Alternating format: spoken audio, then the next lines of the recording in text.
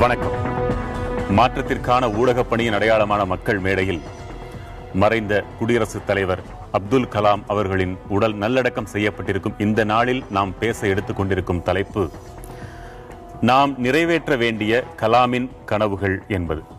பங்கேற்போர் திராவிட முன்னேற்றக் கழகத்தின் தலைமை செய்தி தொடர்பாளர் வழக்கறிஞர் திரு KS ராதாகிருஷ்ணன், பேராசிரியர் திருமதி ரேவதி கிருபாகரன், எழுத்தாளர் திரு H பீர் முகமது.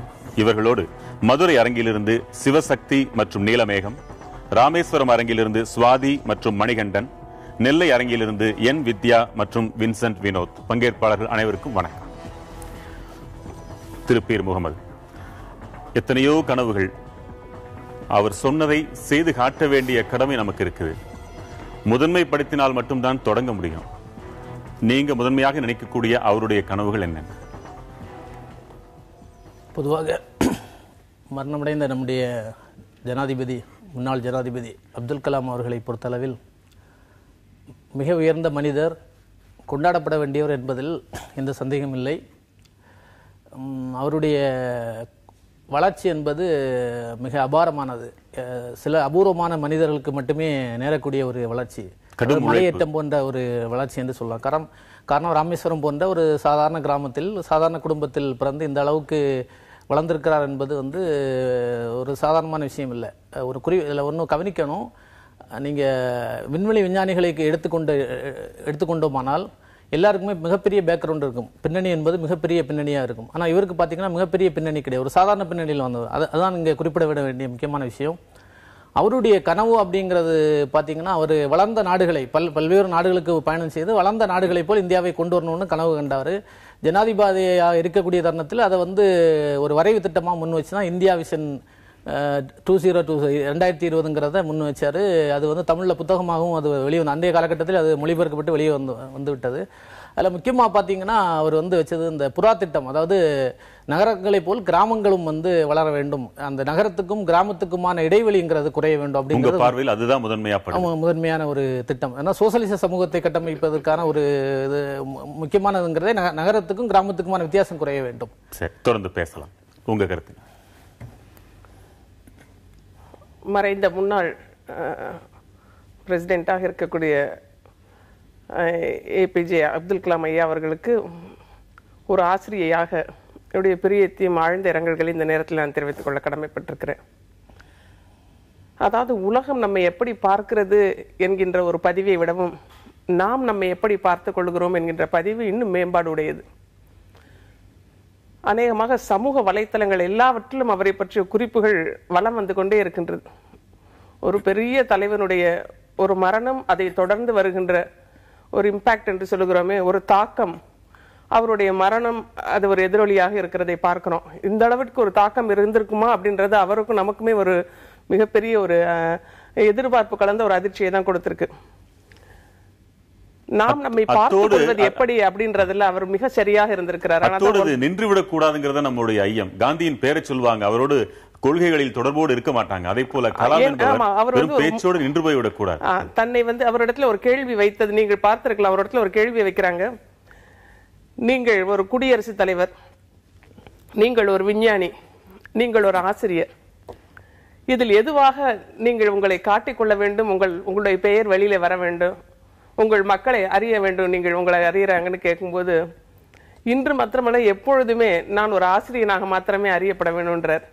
ஒரு ஆசிரியர் சமூகத்திலிருந்து வந்திருக்கின்ற காரணத்தினாலேயே அது எப்படி ஒரு மேன்மையான உன்னதமான தெய்வீகமான ஒரு வேலைக்குள்ளதாக அவர் பணிக்கப்பட்டு, இந்த ஆடட் பொசிஷன் சொல்றோம் பாருங்க, கூடுதலாக இணைக்கப்பட்டிருக்கின்ற பதவிகளை அவர் கொஞ்சம் துச்சமா தான் வைக்கிறார். அங்க எங்கு சென்றாலும் ஒரு கரும்பலகையும் ஒரு சாக்பீஸும் கிடத்தா எடுத்துட்டு உடனே நடத்த ஆரம்பிக்கிறார். ஒரு மிகச்சிறந்த ஆசிரியனுக்குரிய இலக்கணங்களோடு இருந்ததுனாலதான் ஆங்கிலத்துல சொல்லுவாங்க பெனிட்ரேட்டிங் பப்ளிசிட்டின்னு. ஒரு மனிதர் ஊடகம் இல்லாமலோ இருந்தா வெகுஜன மக்களுக்குள் நுழைந்து தன்னை பிரபலம் என்கின்ற ஒரு பெயரில் நிறுத்திக் கொள்வது என்பது அவ்வளவு சாதாரணமான காரியம் அல்ல. ஒரு சாமானியர் முதற்கொண்டு எலைட் குரூப் என்று சொல்லுகிறோமே, மிக்க படித்தவர்கள், வெகு வெகு வித்தியாசமான மனிதர்கள் மத்தியிலே இன்று ஒரு புள்ளியிலே கூடி இருந்து கலாம் ஐயா மறைந்து விட்டார் அப்படின்ற ஒரு துக்கத்தில் நிற்கிறோன்னா, அந்த பெயரை எடுப்பதற்கு அந்த ஆசிரிய பணியிலிருந்து அவர் காட்டி இருக்கின்ற அந்த நொபிலிட்டி என்று சொல்லுகிறோமே, அந்த மேன்மை காரணமா இருக்கிறத பார்க்கிறோம். இரண்டாவது, அவருடைய கண்டுபிடிப்புகளின் மீதும் அவர் வைத்த ஒரு சில வார்த்தைகள் விமர்சனங்களின் மீதும் ஒரு சில வித்தியாசமான கருத்துக்களை சொல்றாங்க. அதன் அடிப்படையில் நின்று கொண்டு நீங்கள் பார்த்தீர்கள் என்றால் சயின்ஸ் அண்ட் ஹியூமானிட்டிஸ் என்கின்ற வார்த்தை தான் தொடர்ந்து வருது. ஒவ்வொரு கண்டுபிடிப்புகளுக்கும் பின்னிலையும் ஒரு மனிதத்தன்மை இணைந்துதான் இருக்கணும். அது மானுடத்திற்கு பயனுள்ளதா இருக்கிறதான். சிலர் சொல்றாங்க அவருடைய விஞ்ஞானம் மனித குலத்தினுடைய கடைசி மனிதனுக்கு போய் சேர்ந்திருக்கா அப்படின்னு ஒரு கேள்வி வைக்கிறாங்க. ஒரு விஞ்ஞானியினுடைய மிகப்பெரிய பணி என்னன்னு பாத்தீங்கன்னா, அவர் கண்டுபிடிப்பிலே தான் முதல்ல நிற்பார். கூடுமான வரையும் மனித இனத்திற்கு பயனுள்ளதான கண்டுபிடிப்பை கொடுப்பார். மீதி இருக்கிற ஃபெல்லோ சிட்டிசன் இருக்கோம் பாருங்க, நீங்களும் நானும் ஒரு ஆசிரியனாக ஒரு ஊடகவியலராக தூக்கிட்டு போற அந்த கரியர் வேலையை கேள்வி பண்ற நம்ம தான். அதை தூக்கிட்டு போய் கொடுக்குற வேலையும் அவர் பண்ணக்கூடாது. ஒரு விஞ்ஞானி பண்ண முடியாது, அவங்களுக்கான நேரம் கிடைக்காது. ஆனால் அந்த வேலையை அவர் பண்ணியிருக்காரு. He was the motivational speaker. அவர் பேசுகின்ற பொழுதே தன்னுடைய கண்டுபிடிப்பு, இந்த அறிவியல் சார்ந்த கண்டுபிடிப்பு இந்த பூமி பந்திற்கு எப்படி பயனுள்ளதாக இருக்க வேண்டும். ஒரு குழந்தைகளிடத்துல ஒரு பிரியம், முதியவர்களிடத்துல இன்று பெரியவர்கள் சேர்த்து வைக்கின்ற சொத்துனால பிள்ளைகள் எல்லாம் எப்படி போயிடுறாங்கன்னு ஒரு ஹியூமானிட்டி மேல, ஒரு மானுடத்தின் மேல் இருக்கின்ற அக்கறை ஒரு மிகப்பெரிய விஞ்ஞானிக்கு வந்திருக்கிறது என்றால் கலவையாக இருந்தாலுமே அவர் ஒவ்வொன்றிலும் ஒரு உச்சத்தில் இருக்கிற முதன்மைப்படுத்துறதாக நான் பார்க்கிறது குழந்தைகளையும் அதோடு ஆசிரியர்களையும் சேர்த்து உருவாக்க வேண்டும், இன்னும் மேம்படுத்த வேண்டும். அழகான தொடர்ந்து பேசலாம். திரு கே.எஸ். ராதாகிருஷ்ணன், 40 ஆண்டு காலத்திற்கு மேலாக அரசியல் இருக்கிறீங்க. அப்துல் கலாமோடு நேரடியாக பழகிய பல அனுபவங்களையும் நீங்க பெற்றிருப்பீங்க.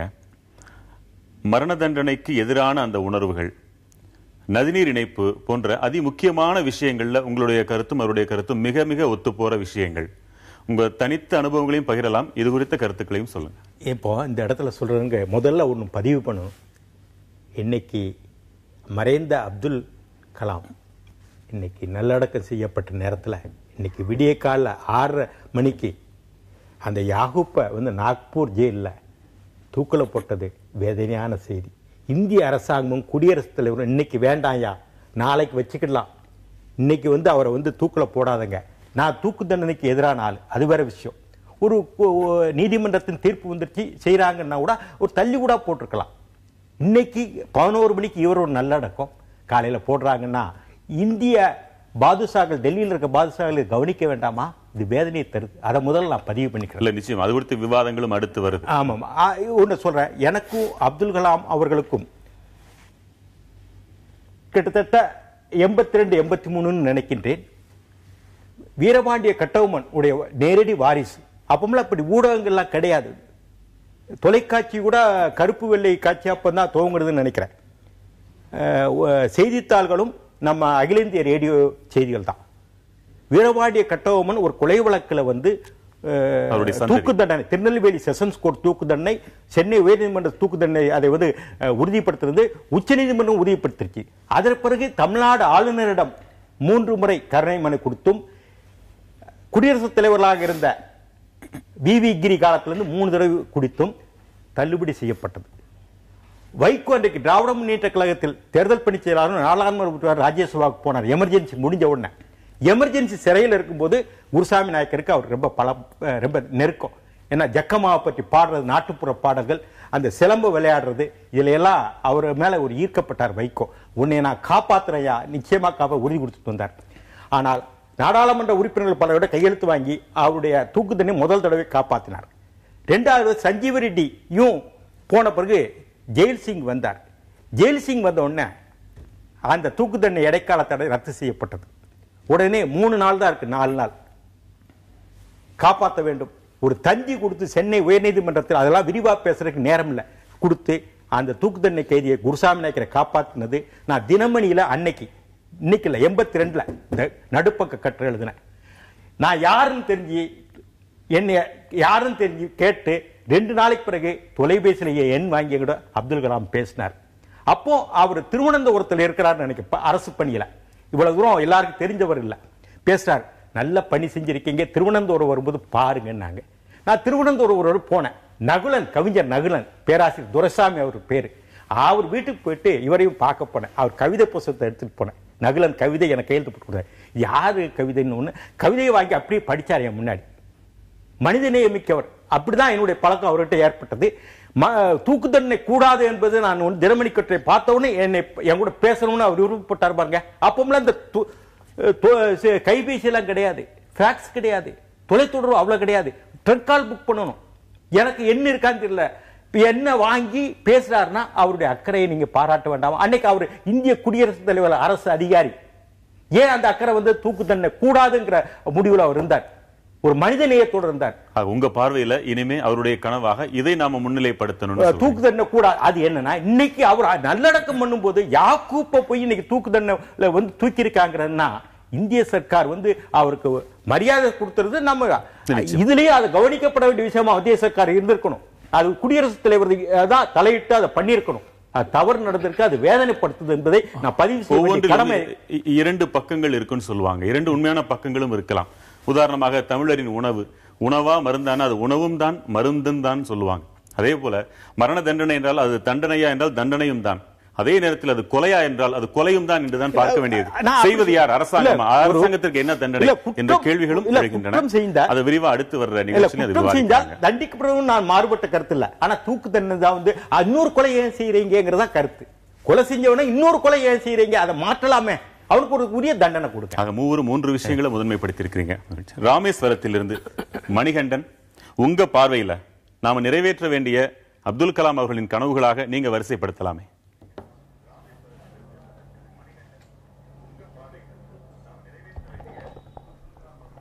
ஐயா இந்தியா வல்லரசு நாடாக்கணும்னு சொன்னாங்க. ஐயாவோட கனவே அதாக தான் இருந்துச்சு. 2020 ஐயா வல்லரசு நாடாக்கணும்னு இந்தியா வாக்கணும்னு இருந்தாங்க.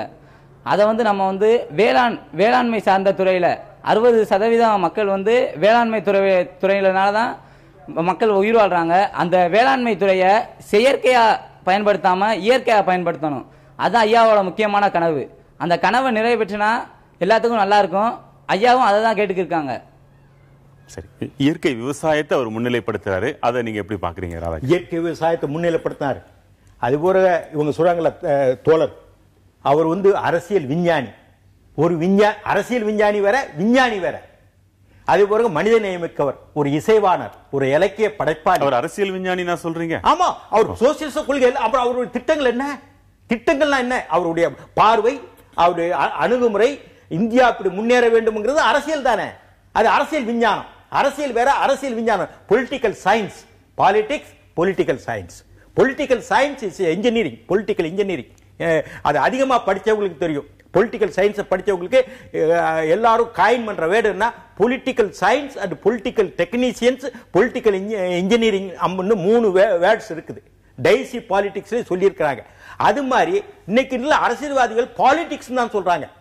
பாலிடிக்ஸ்க்கு முன்னாடி political engineering, political technology, political science, இதுல இருந்து வந்துதான் பாலிடிக்ஸ்.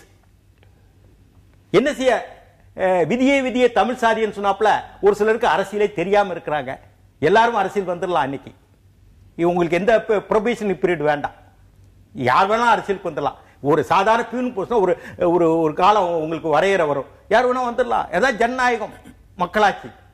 இப்படிப்பட்ட சூழ்நிலை அப்துல் கலாம் ஒரு பொலிட்டிக்கல் சயின்டிஸ்ட், இசைவாணர், இலக்கிய கர்த்தா, ஒரு மனித நேயமிக்கவர், இவ்வளவு பண்புள்ள இயற்கை விவசாயத்தின் மேல அக்கறை கொண்டவர், இன்னும் பல பன்முகம் கொண்டவர் தான் நம்முடைய கலாம் அவர்கள். நெல்லை அரங்கத்திலிருந்து வின்சென்ட் வினோத், உங்களுடைய கருத்துக்களை பகிரலாம். வணக்கம் சார்.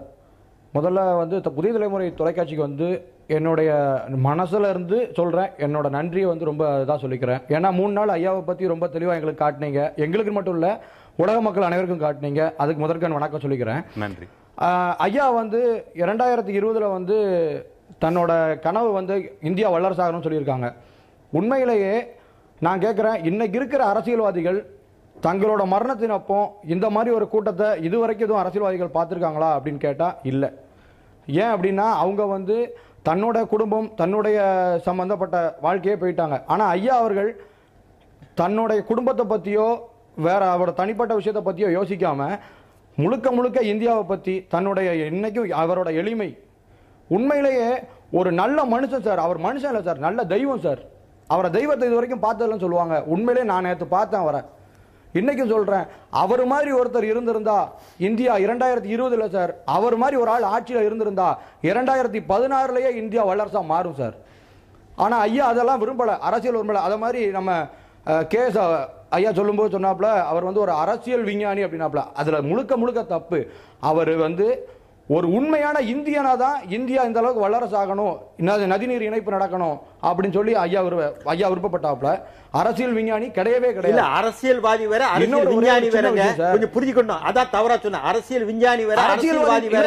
நீங்க புரிஞ்சுக்கணும். இல்ல திரு ராதாகிருஷ்ணன் அவங்க வல்லரசுன்ற ஒரு வார்த்தையை பயன்படுத்துறாங்க. அதற்கு பிறகு நல்லரசுன்னு ஒண்ணு கொண்டு வந்ததுக்கு அப்புறம் அந்த வல்லரசின் பொருள் கொஞ்சம் வேற மாதிரி ஒலிக்குது. இந்த ரெண்டுல எதை அவர் சொல்ல நினைச்சாரு? ஒண்ணு அரசியல் அப்பாவி நினைச்சோம், வேற மாதிரி பொருள் கொண்டு. வல்லரசு என்பது ஆங்கிலத்தில் அரசியல் பாடத்தில் என்ன சொல்ல, வெல்ஃபேர் ஸ்டேட் அம்பாங்க. நல்லரசுன்னா மக்கள் நல்லரசு. வல்லரசுன்னா பன்னாட்டு பார்வையில் ஒரு ஆளுமையான அரசாங்கம். இந்தியாவில் வந்து வல்லரசு ஆகணும்னு வாஜ்பாய் பேர்ல பேசுறோம். ஐநா சபையில வந்து பாதுகாப்பு கவுன்சில்ல நிரந்தரமான இடத்துக்கு பிடிக்கணும்னு சொல்றோம். அது வல்லரசுக்கான இலக்கணங்கள். ஏன்னா பெரும்பாலானவங்க அணுகுண்டு போடுறதுக்கு சக்தி இருந்தா அவங்க எல்லாம் வல்லரசு அப்படின்னு பொருள் எடுத்திருக்காங்க. இல்ல, வல்லரசுன்னா அணுகுண்டு பாதுகாப்பு, ஒரு ஆளுமை, உலகத்தினுடைய ஒரு ஆளுமையான ஒரு நாடு. அங்க ஒரு 10-15 நாடுகள்ல இது ஒரு முக்கியமான நாடு, ஒரு வல்லரசு நாடு. இது எதையும் சந்திக்க தயாரா இருக்கும், இதை யாரும் மிஞ்ச முடியாது. ஒரு ஆக்கப்பூர்வமான பார்வையில சொல்றதா வல்லரசு.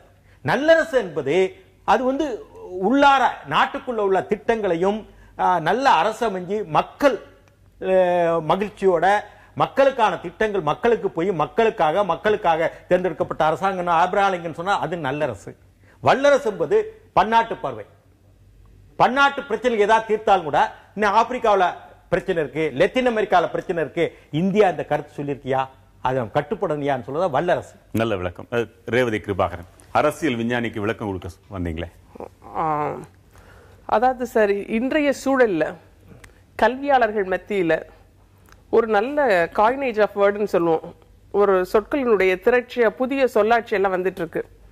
அதுல இந்த பொலிட்டிக்கல் இன்ஜினியரிங்னு அவர் சகோதரர் சொன்ன வார்த்தை என்பது அனுமதிக்கப்பட்ட ஒண்ணு. Political engineering, political science and political history, அது உங்களோட நடைமுறை அரசியலோடு தொடர்பு இல்லைன்னு நம்ம சொல்லிட முடியாது. நடைமுறை அரசியலுக்கு ஒரு தீர்வை சொல்லுகின்ற அம்சங்களை உள்ளடக்கிய ஒரு படைப்பு. இப்ப அவர் வந்து சார் சொன்னது, இவர் சொன்னது வந்து இடப்புறம் உள்ளவர் சொன்னது, அவர் ஒரு அரசியல் விஞ்ஞானி என்று சொல்லுகின்ற பொழுது இந்த பதத்திற்கு ஃபெமிலியாரிட்டி, பரிச்சயம் இல்லாதவர்களுக்கு, அவர் மீது ஒரு அதீத பிரியம் உள்ளவர்களுக்கு இந்த வார்த்தை என்பது ஒரு பெரிய அதிர்ச்சியை கொடுக்கும். அவர் என்ன அரசியல் பண்ணாரா அப்படின்ற ஒரு வார்த்தையை கொடுக்கும். அது அப்படி கிடையாது. பொலிட்டிக்கல் இன்ஜினியரிங் என்று சொல்லுகின்ற பொழுதும் நீங்கள் சார்ந்திருக்கின்ற அந்த அரசியல் விஞ்ஞானி என்று சொல்வது, இப்பொழுது சொன்ன இந்த வல்லரசு ஆகக்கூடிய முயற்சியிலே அவர் எதையெல்லாம் கண்டுபிடிப்புகளை முன்ன வைக்கிறாரோ அதை புரொபகண்டா யூனிட் ஆகவும் விளம்பரத்தை வெளியிலே காட்டுகின்ற யூனிட்லயும் அவர் ஈடுபடுறாரு பாருங்க. அது உள்ளடக்கிய ஒரு செய்தியினுடைய சாராம்சம் தான் நம்ம புரிஞ்சுக்க வேண்டியவங்களா இருக்கிறோம். எத்தனையோ விஞ்ஞானிகள் வந்தாங்க, எத்தனையோ செயற்கைக்கோள்கள், ஏவுகணைகள், ஒவ்வொரு நாளும் ஒவ்வொரு கண்டுபிடிப்புகள் நிகழ்ந்து கொண்டிருக்கின்ற பொழுது அத்தனை மனிதர்களின் வித்தியாசமான எண்ணங்கள் கொண்ட எல்லாரையும் ஒரு புள்ளியிலே நிறுத்தி வைக்கின்ற ஒரு தகுதியும் ஒரு ஆளுமையும் உள்ள ஒரு பர்சனாலிட்டியாக அவர் இருந்திருக்கிறார். இத்தனை கூடுகைகள் இருக்கும்போது அப்ப அதை என்ன சொல்லுவீங்க? அவர் அந்த இடத்தை தக்க வைப்பதற்கென்றும் வெளியில மக்களிடத்துல கொண்டு போய் சேர்ப்பதற்கான முயற்சியிலும் கொஞ்சம் கடும் பிரயத்தனம் கொண்டு கொடுத்திருக்கார். அந்த முயற்சிகளை நம்ம பாராட்டணும். எனவே அந்த வார்த்தை சொல்லாடல்களை நீங்க மிக அழகான முறையில் இதை அணுக வேண்டியது அவசியமா இருக்கு. அதற்கு உதாரணமா நான் ஒண்ணு சொல்றேன் பாருங்க. இந்த சொசைட்டி, சமூகம் என்பது எப்படி எடுத்துக்கணும் ஒரு கருத்தை தம்பி, it admits variety and permits criticism என்று சொல்வார்கள். சமூகம் எல்லாத்தையும் அட்மிட் பண்ணும். வெரைட்டியா, நீ கண்டுபிடிக்கிறியா வா, நீ தப்பு சொல்றியா வா, இந்த கண்டுபிடிப்பு சரியா சரி, இது தவறா தவறு, எல்லாவற்றையும் அட்மிட் பண்ணிக்கும், எல்லாத்தையும் வரவேற்கும். அட் த சேம் டைம் அதே நேரத்தில் இட் பர்மிட்ஸ் கிரிட்டிசிசம், அதற்கான எல்லா விமர்சனங்களையும் அது பர்மிட் பண்ணும். ரெண்டையுமே வளரவிடும். கேள்விக்கான அழகான பதில் இதுதான். அவர் அரசியல்வாதி அல்ல. சரி சார், பதில் ஒண்ணுதான். சரி சார், ஓகே, இந்த பதிலை ஏத்துக்கிறேன். ஒரே ஒரு விஷயம் மட்டும் சார் சொல்லுங்க. அதாவது ஒன்னே ஒண்ணுதான். இன்னைக்கு வந்து நான் இவங்களுக்கு எல்லாருக்குமே, அரசியல்வாதிகளும் சரி இளைஞர்களும் சரி, தயவு செய்து ஜாதி மத மோதல்களை தவிர்த்தோம்னாலே இந்தியா கண்டிப்பா வளர்ச்சி ஆகும். தயவு செஞ்சு உங்க எல்லார்ட்டையும் நான் கேட்கறது, ஜாதி மதங்கிற இதெல்லாம் விட்டுட்டு மாற்றி மாற்றி நம்ம பண்ணுறதுல தப்பு. நம்ம 2020 ஐயாவுக்கு வல்லரசா காட்டி ஐயாவோட ஆசையை நிறைவேற்றி காட்டணும். என்னோட ஆசை அதுதான். கண்டிப்பா நிறைவேற்றி காட்டுவேன் சார். மதுரையிலிருந்து சிவசக்தி, எல்லாரும் ஒன்றுபடுவோம். உங்க பார்வையில் நாம் நிறைவேற்ற வேண்டிய கலாமின் கனவுகளை வரிசைப்படுத்துங்களேன். முதலாவது வந்திருக்கும் அனைவருக்கும் என்னுடைய வணக்கத்தை தெரிவித்துக் கொள்கிறேன். கலாம் ஐயா அவர்கள் இந்தியா 2020 வல்லரசு ஆகணும்னு சொல்லி ஆசைப்பட்டாங்க. இது அவரோட தேசப்பற்றை தான் குறிக்குது. இன்னைக்கு அவர் ஒவ்வொரு பட்டி தொட்டியில் இருக்கிற ஒவ்வொரு பள்ளிக்கூடத்துக்கு போய் கனவு காணுங்கன்னு சொல்லி இளைஞர்களோடையும் மாணவர்களோடையும் பேசினாங்க. இன்னைக்கு எத்தனை மாணவர்கள் அந்த இளைஞர்கள் இருக்கிறாங்க? இன்னைக்கு இளைய சமுதாயத்தினரோட நான் ஒரு வேண்டுகோள் வைக்கிறேன். இன்னைக்கு ஸ்கூலுக்கு பக்கத்தில் பாருங்க, இருக்கிற பொட்டிக்கடையில் ஒவ்வொரு தம் அடிச்சுக்கிட்டு தண்ணி அடிச்சுட்டு எப்படி இருக்கிறாங்க? இப்படி இருந்தால் நம்ம நாடு என்னைக்கு வல்லரசாகும்? அவரோட கனவை நம்ம நனவாக்கணும்னா நம்ம இன்னைக்கு ஒரு சபதம் கண்டிப்பாக நம்ம எடுக்கணும். எல்லா கெட்ட பழக்கங்களையும் விட்டு நம்ம அவருடைய வழிமுறைகளை நம்ம கண்டிப்பாக நடக்கணும். அவர் நல்ல புத்தகங்களை படிக்க சொல்லியிருக்காரு. நம்ம நல்ல புத்தகங்களை கண்டிப்பாக படிக்கணும். அணு ஆயுத சோதனை நடத்தி எல்லா நாடுகளும் நம்மளை வியந்து பார்க்குற அளவுக்கு இன்னைக்கு நம்ம இருக்கிறோம். அது நமக்கு எவ்வளோ பெருமையான விஷயம். இது அவர் நம்ம நாட்டு மேலே இருக்கிற எவ்வளோ தேசப்பற்ற காட்டுது. நம்ம இளைஞர்கள் மேலேயும் மாணவர்கள் மேலேயும் அவர் வச்சிருக்க நம்பிக்கையை குறிக்குது. நம்ம கண்டிப்பாக 2020 இந்தியா கண்டிப்பாக வல்லரசு நாடா ஆக்கி நம்ம காட்டணும். நிச்சயமாக. இப்போ காந்தி, நேரு, அண்ணா, எம்ஜிஆர் இது போன்ற மாபெரும் ஆளுமைகள் மறைந்த பொழுது திரண்ட கூட்டத்தை போல இது இருக்குன்னு எல்லாரும் பேசுறாங்க.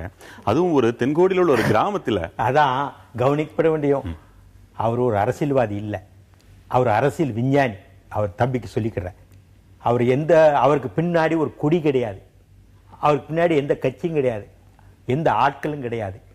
தமிழ்நாட்டை பொறுத்தவரை பேரறிஞர் அண்ணாவுடைய இறுதி ஊர்வலம் கின்னீஸ் புக்கில் இடம்பெற்றது. அது தந்தை பெரியார், பெருந்தலைவர் காமராஜர் கூடிய கூட்டம் சென்னையில். ஆனால் கடக்கோடி இருக்க ராமேஸ்வரத்தில் இவ்வளவு கூட்டம் கூடியிருக்குன்னா அவர் மக்கள் நெஞ்சத்தில் அவர் இடம் பெற்றிருக்கார். இந்த மாதிரி ஒரு நல்ல அந்த தலைவர்கள் இறந்தப்போ பின்னாடி கூட்டமா போனாங்களே, அந்த கூட்டம் அத்தனை பேரும் அவங்களுடைய கொள்கைகளை கடைபிடித்து வாழ்ந்தாங்களா? அப்படிப்பட்டவர்களை தேர்ந்தெடுத்தார்களா? அதே நிலை இங்கே வந்துடக்கூடாதுன்னு அச்சப்படுறேன். இல்ல இப்ப என்னன்னா அப்படி இல்லை. இப்போ கலாம் அவர்களை இறந்தார்களே, அவர்கள் பின்னாடி போய் இந்த மக்கள் போய் இவங்களுக்கு எந்த ஆதாயம் கிடையாது.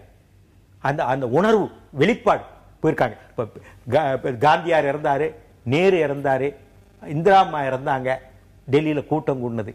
கடக்கோடி ராமேஸ்வரம் ஒரு இடம், அங்கே போக்குவரத்து வசதி கூடாது. ஒன்று சொல்கிறேன், இந்த இடத்துல ஒன்று சொல்லணும். கலாமுடைய அண்ணன், மூத்த அண்ணன், அந்த இறுதி நல்லடக்கத்துக்கு வரும்போது லாரியில் வந்திருக்காரு, பஸ் இல்லை. ஒரு வாகனத்தை ஒரு கார் கூட எடுத்துட்டு வரலாம். ஒரு உறவினர், மூத்த அண்ணன் ஒருத்தர் லாரி பிடிச்சு ராமேஸ்வரத்தை சேர்ந்திருக்காரு. அப்படின்னா எவ்வளவு ஒரு பொது வாழ்க்கையில தூய்மையா அப்துல் கலாம் இருந்திருக்கிறாரு. அவங்க உறவினர் யார் எங்க இருக்காரு, கார் அனுப்பா அடுத்த நிமிஷம் வந்துடலாம். இன்னைக்கு அரசு பரிவாரத்தை செய்ய சொல்லலாம். யாரும் எந்த ஒரு சகாயத்துக்காக அவங்க அணுகல. டெல்லியில பண்ணிருக்கலாம் அவர் நல்லடக்கத்தை. ஆனால் அவங்க வீட்டுக்காரங்க எல்லாருமே உறவினர்கள் ராமேஸ்வரத்தில் பண்ணணும்னு சொன்னாங்க. மத்திய அரசு அதுக்கான இது கொடுத்து இப்போ அந்த இடத்துல ஒரு நினைவிடம் கட்ட போறாங்க. நினைவிடம் சும்மா ஒரு நினைவிடமாவோ வேடிக்கையான இடமா இருக்கக்கூடாது.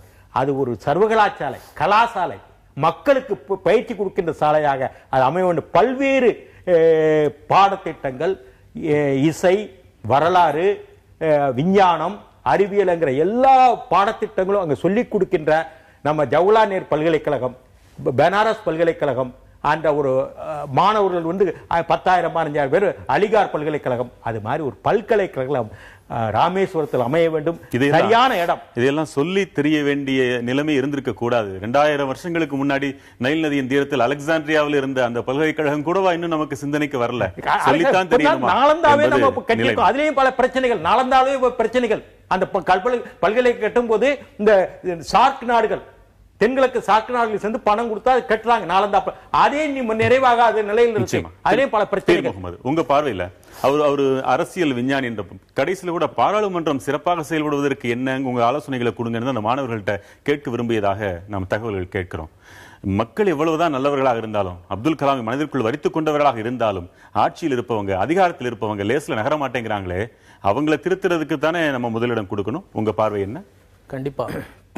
இப்போ வந்து அப்துல் கலாமை பொறுத்தளவில் நான் அரசியல் விஞ்ஞானி, பொலிட்டிக்கல் சயின்டிஸ்ட் என்ற ஒரு வார்த்தை பற்றி பயன்படுத்தினேன். பொதுவாக என்ன பிரச்சனை அப்படின்னா, அந்த வெகுஜன உளவியல் அரசியல்னாலே அரசியல்வாதி கரைவேட்டி கட்டினவன் அல்லது அவனுக்குன்னு ஒரு பிம்பம் இருக்கு மனசுல, அப்படிதான் இன்னைக்கு உடனே முடிவுக்கு வந்துடுறாங்க.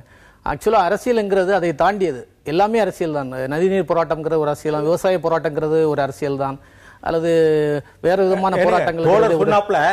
அரசியல் நல்லவங்க இருக்கிறாங்க, இல்ல இல்ல இல்ல எல்லாருமே அயோக்கியர்கள நல்லவர்கள் இருக்காங்க, சிந்திக்கிறாங்க, அதற்கான வாய்ப்பு மக்கள் கொடுக்கல. இன்னைக்கு இந்தியாவில் வந்து அரசியலுங்கிறது ரொம்ப தேர்தல் அரசியலும் சரி, இந்திய ஜனநாயக முறையை வந்து ரொம்ப மோசமாக தான் போயிட்டு இருக்கு. அதான் அறிவுத்துறையில சொல்றது வந்து இந்தியாவுடைய மிகப்பெரும் பலம்ங்கிறது ஜனநாயகம், அதே நேரத்தில் மிகப்பெரிய பலவீனம் என்பதும் ஜனநாயகம் தான். காரணம் ரெண்டையும் வைத்தே எல்லா விதமான தாண்டோன்தனங்களை இன்றைய அரசியல்வாதிகள் செய்து கொண்டிருக்கிறார்கள். இப்போ கலாம் போன்றவர்கள் அதை மாற்ற எண்ணினார்கள். கலாம் முன்வைத்த திட்டங்கள் கூட அப்படியானதான். ஆனால் அவர் மீதான விமர்சனம் என்கிறது அதே அரசியல்வாதிகள்கிட்ட தான் அவர் வந்து சரண்டர் ஆகிறார். காரணம் 2002 அவர் பதவியேற்ற தருணம் தான் மிகப்பெரிய விமர்சனம் இந்தியா முழுக்க ஏற்படுத்தியது. அந்த குஜராத் கலவரம் நடந்த நேரம் அது. அப்போ அந்த அவர் வந்து மிக சிறந்த மனிதநேயாளர், மக்களோடு பழகுவர், எளிய மக்கள் சார்ந்தவர், சாதாரண குடும்பத்திலிருந்து வந்தவர். அப்படிப்பட்டவர் அந்த ஜனாதிபதி பதவி அந்த நேரத்தில் அதுக்கும் யார் தன்னை முன்னிறுத்துகிறார் என்பதை சற்று யோசித்திருக்க வேண்டும் என்பது ஒரு விமர்சனம் ஒரு மேல் உண்டு. அப்புறம் பார்த்தீங்கன்னா நீங்கள் நல்லா கவனிச்சிங்கன்னா, அவர் மாணவர்களோடு உரையாடினார், கல்லூரிகளுக்கு சென்றார், பள்ளிகளுக்கு சென்றார், இதெல்லாம் ஓகே சரிதான்.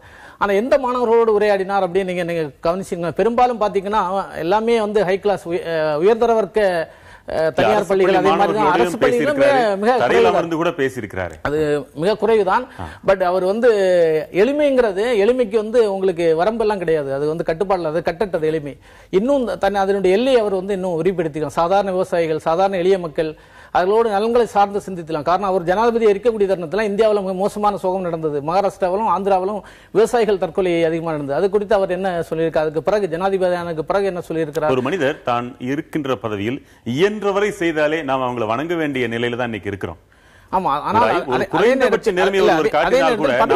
கட்டுப்பாடு இருக்கு. அதே நேரத்தில் அவருக்கு பிறகு அந்த காலகட்ட ஜனாதிபதி காலகட்டத்துக்கு பிறகு அவர் எது மாதிரியான கருத்துக்கள் நிலைப்படுத்தினார். இலங்கையில சம்பவம் நடந்தது, காஷ்மீர்ல நடந்தது, பலஸ்தீன்ல சம்பவம் நடந்தது, என்னெல்லாமோ நிகழ்வுகள், மனித படுகொலைகள், மனித அழிவுகள் நடந்தது. அதை பற்றி என்ன சொன்னார்? இப்படியான ஒரு ஆளுமைகள் இந்த மாதிரியான தர்மங்கள் கருத்து சொல்லும் போது அதுக்கு வந்து முக்கியத்துவம் கிடைக்கும்.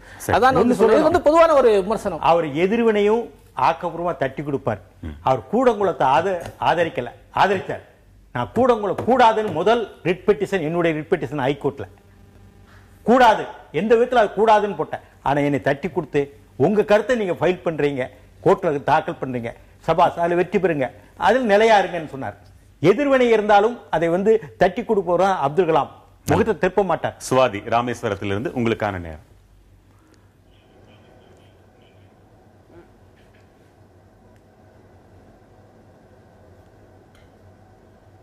பெருமைப்படுறேன், வந்து இங்கிருந்து பிறந்ததுக்கே நான் வந்து பெருமைப்படுறேன்.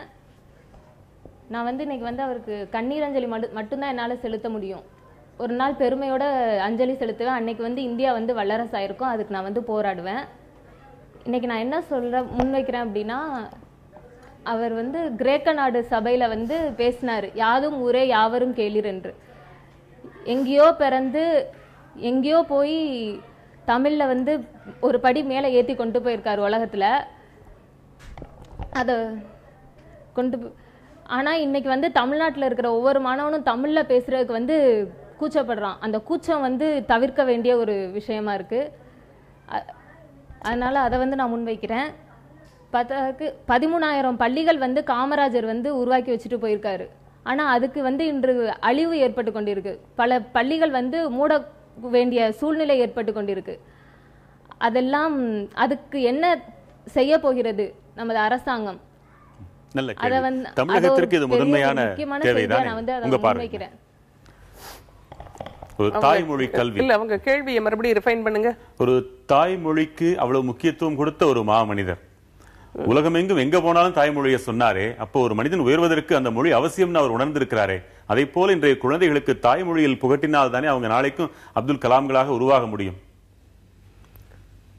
அவங்க ஒரு ஒப்பீடு வேற பண்ணியிருக்காங்க, பெருந்தலைவரையும் கலாம் அவர்களையும். ஒன்றை நீங்கள் புரிந்துக்கணும். அதாவது சமூக வலைத்தளங்கள்லயும் இன்னொரு அனுப்புகிற செய்திகளின் அடிப்படையில மாத்திரமே ஒரு மனிதர் அவருடைய உழைப்பு, அவருடைய கண்டுபிடிப்பை நம்ம கணிக்க கூடாது. இந்த இளம் பருவத்தினர்கிட்ட அது ஒரு பெரிய வரலாறுகளை படிக்கிற அது ஒரு பொறுமை இல்லாததுனால வரக்கூடிய செய்தியின் அடிப்படையில மாத்திரம் நம்முடைய தாக்கங்களையும் உடனே உணர்ச்சி வசப்பட்டு ஏதோ ஒன்று கொடுத்துட்றோம். ஒரு தவறான செய்தி கூட கொஞ்சம் இடையில வந்துட்டு இருந்தது, அதையும் நான் குறிப்பிட விரும்புகிறேன். அமெரிக்காவில் கொடி அரைக்கம்பத்தில் பறந்ததுன்னு ஒரு செய்தி வந்தது.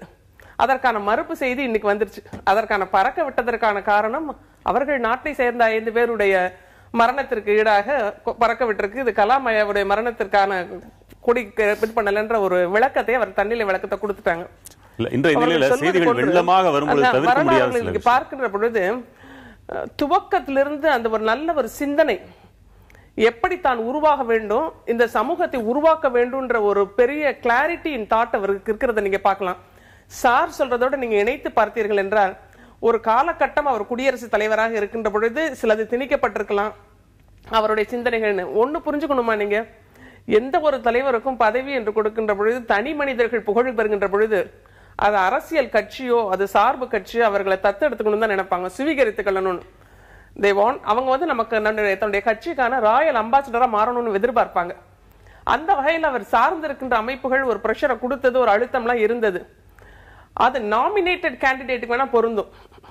அவர் எலெக்டட் கேண்டிடேட், நீங்க புரிஞ்சுக்கணும். அவர் தேர்ந்தெடுக்கப்பட்ட எதுன்றதுனால மிக லாபகமாக சில இடங்கள்ல வந்து குறைகள் எல்லா இடத்துலயும் இருக்கும். சில இடங்கள்ல அவருடைய எளிமை தன்மையும் ஈஸி அப்ரோச்சபிள்ன்ற பாருங்க, மக்களிடத்துல வெகுஜன இடத்துல ரொம்ப சுலபமா பேசுகிற தன்மை இருந்ததுனால எந்த விதமான பழுதும் அல்லது எளிமை தன்மைக்கு ஒரு சாயம் பூசுகின்ற முயற்சிகள்ல யாரும் வெற்றி பெற முடியல.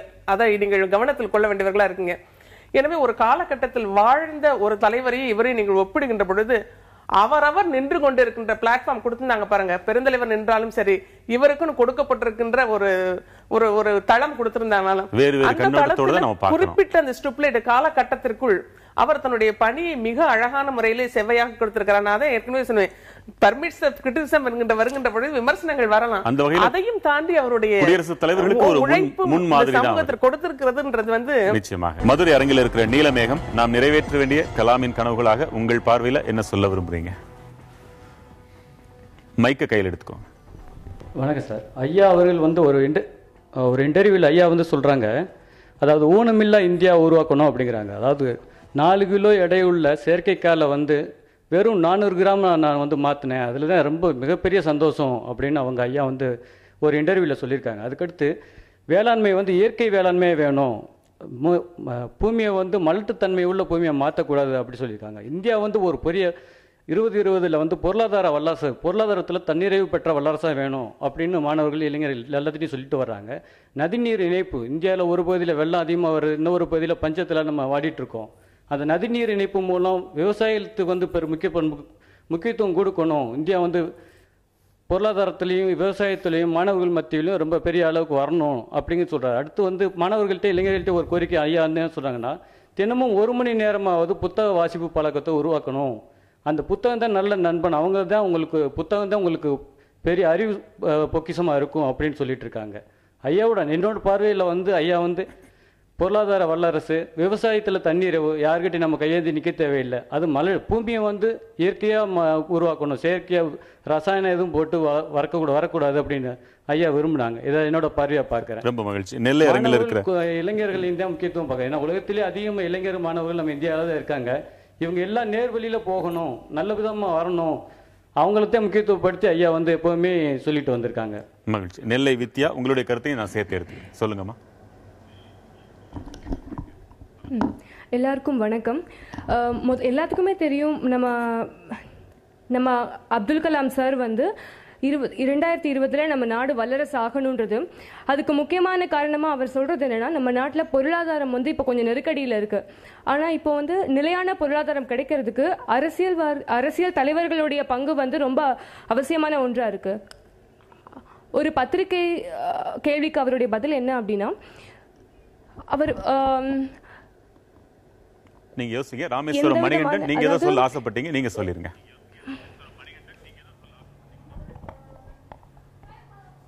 இது முன்னாடி பேசினவங்க சொன்னாங்க, புத்தகங்கள் படிக்கணும்னு ஐயா 1 மணி நேரம் புத்தகங்கள் படிக்கணும்னு சொன்னாங்க. மாணவர்கள் புத்தகம் படிக்க ஆரம்பிச்சிட்டாங்கனால புது புது எண்ணங்கள் பிறக்கும், புது புது சிந்தனைகள் பிறக்கும். அந்த புது புது சிந்தனைகளையும் இதே செய்திகளையும் எழுதுறதுக்கு நம் நாட்டில் எழுத்துரிமை இருக்கா?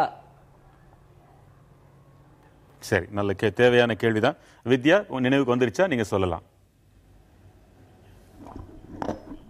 கண்டிப்பா. நம்ம நாடாளுமன்றத்தில் நம்ம அரசியல் தலைவர்கள் எல்லாரும் ஒன்று கூடி ஒரு நல்ல செயல் திட்டங்களை வந்து வகுத்து அதை நடைமுறைப்படுத்தணும். அப்படின்னா ஒரு நிலையான பொருளாதாரம் வந்து கிடைக்கும் அப்படின்ற மாதிரியான ஒரு கருத்துக்களை சொல்றாங்க. அதே மாதிரி ஆசிரியர்களும் தங்களோட மாணவர்களுக்கு வந்து ஒரு கற்றலை வந்து ஒரு நல்ல அனுபவமா இருக்கணும் அப்படின்ற மாதிரி ஒரு நல்ல அனுபவமா அவங்களுக்கு கொடுக்கணும். அது மாதிரி இன்னொன்று விஷயம் என்னன்னா, இந்த தலைமுறையில் இருக்கக்கூடிய எல்லா மாணவர்களும் நம்ம நாட்டை வல்லரசாக்கி நம்மளுடைய அடுத்த தலைமுறை மக்களுக்கு கொடுக்கணும் அப்படின்றது கண்டிப்பா கொடுப்போம். நம்ம சுமதி, சில நொடிகள் எடுத்துக்கோங்க.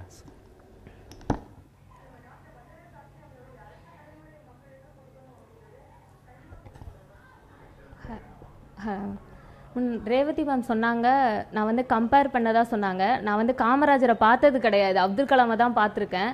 அவரோட ஆசையில் ஒன்று என்ன அப்படின்னா, சொல்லுங்க, அவர் வந்து தமிழ் வழியில் அறிவியல், கணிதம், வேளாண்மை இதில் எல்லாத்துலேயும் வந்து தமிழ் வழி கல்வி வரணும்னு அவர் நினச்சாரு.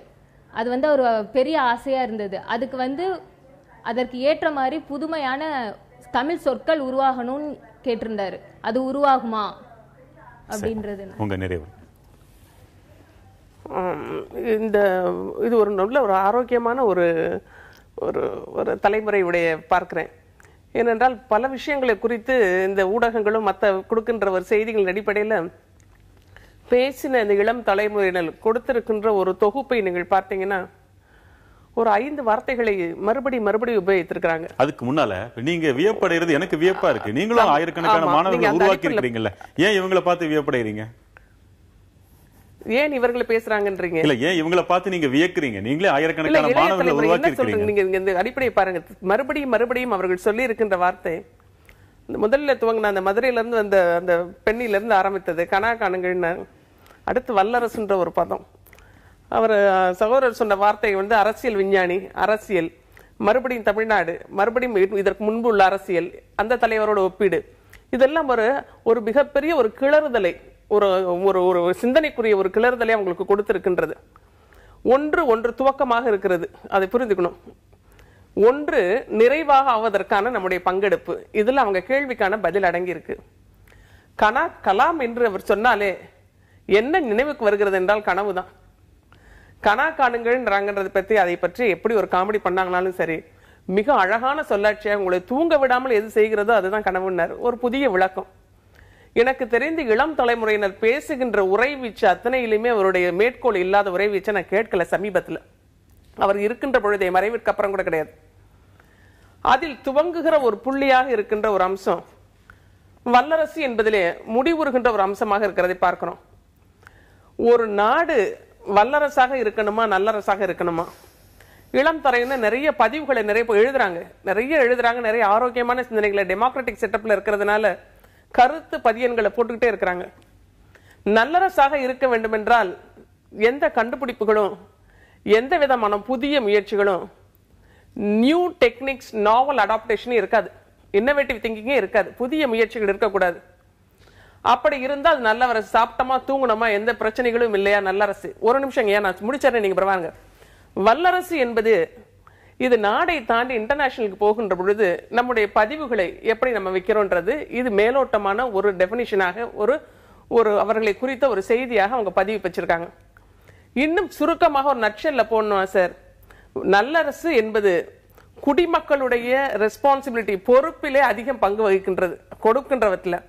வல்லரசு என்பது குடிமக்களையும் ஒரு பங்காக சேர்த்து கொண்டாலும், எக்ஸ்பர்ட்ஸ் இருக்கிறாங்க பாருங்க, அந்தந்த துறை சார்ந்த வல்லுநர்கள் கொடுக்கின்ற கண்டுபிடிப்புகளும் ஆய்வறிக்கைகளும் நாட்டிற்கென்று அவர்கள் கொண்டுக்கின்ற எல்லாவித அம்சங்களையும் உள்ளடக்கினது ஒன்று. முரண்படும். நேரம் ரொம்ப குறைவாக இருக்கு, சொல்லுங்க. அவங்க நல்லரசுன்னு சொன்னாங்க இல்லையா, நல்லரசுல வந்து மார்க்சிஸ்ட் தியரி பிரகாரம் வெல்ஃபேர் ஸ்டேட் அனுப்போம். அந்த அரசுல விஞ்ஞான ரீதியான பயன்பாடுகளை கண்டுபிடிச்சு தான் தரணும். அது தவிர்க்கப்பட வேண்டியதில்லை. அதை நான் கிளாரிஃபை. சில நொடிகள் தான் இருக்கு. அப்படியா? நான் பார்த்தவரை எனக்கு நதிநீர் பிரச்சனை இல்லை. எனக்கும் அப்துல் கலாமுக்கும் இருக்கு. கிட்டத்தட்ட 30 ஆண்டு காலமாக நான் உச்சநீதிமன்றத்தில் ஒரு தீர்ப்பு வாங்கினேன். 2012 தீர்ப்பு கொடுத்து இன்னும் பாராட்டினார். அந்த என்ன ஒவ்வொருடையும் எங்கிட்ட கேட்பார், நதிநீர் பிரச்சனை கேஸ் என்ன, வழக்கு எப்போ, எந்த நிலையில் இருக்கு. ஜனாதிபதி மாளிகை கூப்பிட்டு கூட என்னை சாப்பிட வச்சுட்டு அதை வச்சு கேட்டிருக்காரு. ஒரு மென்மையான விமர்சனத்தை வச்சாரு. ஆனா ராகுல் காந்தியை கூட இதுக்கு எதிர்ப்பாக, ராகுல் காந்தி எதிர்ப்பு. ஆனா அவங்க பாட்டி துணிந்துதானே இருந்தாரு. அவங்க பாட்டி ஆதரிச்சாங்க. அவங்க பாட்டி காலத்துல தான் ராவ் திட்டம், நதிநீர் திட்டத்தை கொண்டு வந்தாங்க. KL ராவ் திட்டம். நான் வந்து 72ல இருந்து இன்னைக்கு அரசியல் களத்துல 42 ஆண்டுக்கு மேல இருக்கிறேன். இன்னைக்கு தலைவர் கலைஞர் தலைமையை ஏற்றுட்டு நான் பணி செய்யறேன். திராவிட முன்னேற்ற கழகத்தில் ஒரு பணியில இருக்கேன். நான் கடந்த காலத்தில் காமராஜரோட பணியாற்றின பெருந்தலைவர் காமராஜர் என்னை அன்பா பேசுவார், தம்பின்னு தான் கூப்பிடுவார். அதுக்கு பேர் நெடுமாறன் என்னை அரசியல குரூம் பண்ணார். வைகோட இருந்திருக்கிறேன். இன்னைக்கு தலைவரோட இருக்கிறேன். நான் கட்சி மாறுன்னு இருக்கலாம், ஆனா நான் பணியாற்றி இருக்கேன், களப்பணியாற்றி இருக்கேன், நல்லது செஞ்சிருக்கிறேன். இந்த பார்வையில பார்க்கும் இந்த 4 தலைவர்களுடைய உழைப்பும் அவருடைய பார்வையும் அணுகுமுறையும் விசனும் அதே விசன் அப்துல் கலாம் இருக்குது. பெருந்தலைவர் விசன் இருக்கு, தலைவர் கலைஞர் விசன் இருக்கு, நெடுமாறன் விசன் இருக்கு. அதனால அவருடைய பார்வை நாட்டுக்கு தேவை.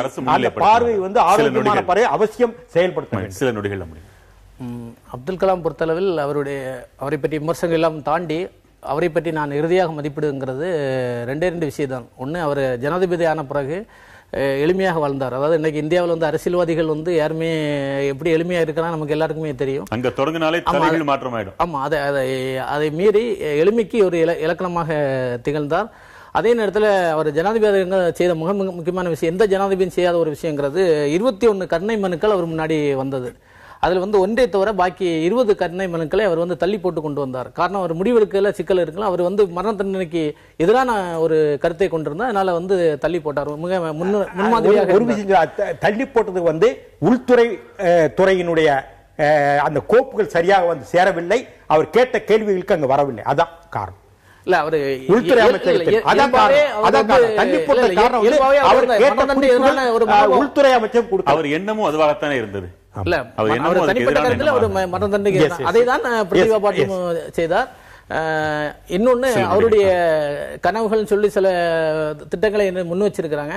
ஆனா அவரு பதவி விட்டு இறங்கி 8 வருஷம் ஆகுது. கிட்டத்தட்ட 2007 ஜனாதிபதியாக அவர் முடித்துக் கொண்டார். 8 வருஷ காலகட்டத்தில் காங்கிரஸா இருந்தாலும் பிஜேபியா இருந்தாலும் எந்த அரசுமே சில திட்டங்களை கொண்டு போய் இது கலாமின் கனவு திட்டம், அப்துல் கலாம் முன்வைத்த திட்டம் அப்படின்னு எதுவும் சொன்ன மாதிரி தெரியல. இனி 4 வருஷம் இருக்கு மோடி அரசுக்கு. அவர் இறந்த பிரகாரம் அவருடைய திட்டங்கள் ஏதாவது ஒன்றை முன்மாதிரியை எடுத்து இந்த அரசால் செய்யும் அப்படின்னு நம்ம வந்து எதிர்பார்க்கலாம். எனக்கு ஆதரச பங்களிப்புக்கு மிக்க நன்றி. மற்றும் ஒரு முக்கிய தலைப்பில் மீண்டும் சந்திக்கலாம். வணக்கம்.